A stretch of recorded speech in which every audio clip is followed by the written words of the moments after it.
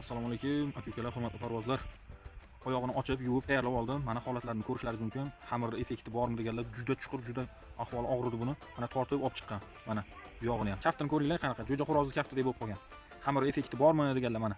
Kim qilgan bo'lsa, qilganlar biladi. Oddiy lezva. Malyarshik akalarimiz ishlatadigan, ustalarimiz ishlatadigan pichoq bor. O'shani ishlatsangiz ham bo'ladi. Manaqa.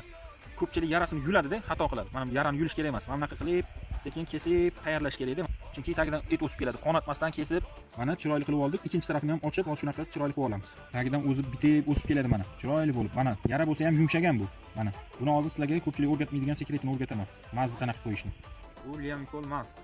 Buni bitta sekretini o'rgataman-da, yarani zo'r yiringlamasdan bitirishini zo'r sekretini o'rgataman sizlarga. Mana pensilni mana, pensilni qo'shamiz bunga. Mana, Liam qolganini olib qo'yamiz. Aka-ukalar aytibdi. Ketganingizda qolganini tashlab yubormasdik deb. Pensilni qolganini keyingi ishlatishimizga olib qo'ydik. Mana shunaqa tartibda savoldik pensilni.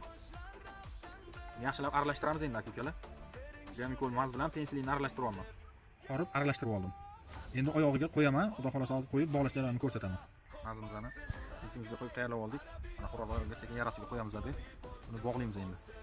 Mana ikkinchi tarafini ham bog'laymiz. Xudo xolasa. Mana qo'yib oldik.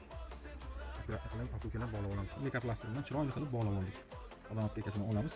Oyog'iga qo'yilgan maz u yoq-yoqqa tarqalib, yoyilib chiqib ketmasligi uchun barmoqlarini atrofidan chiroyli qilib o'rab, to bitguncha shu jarayonni davom qildirasizlar.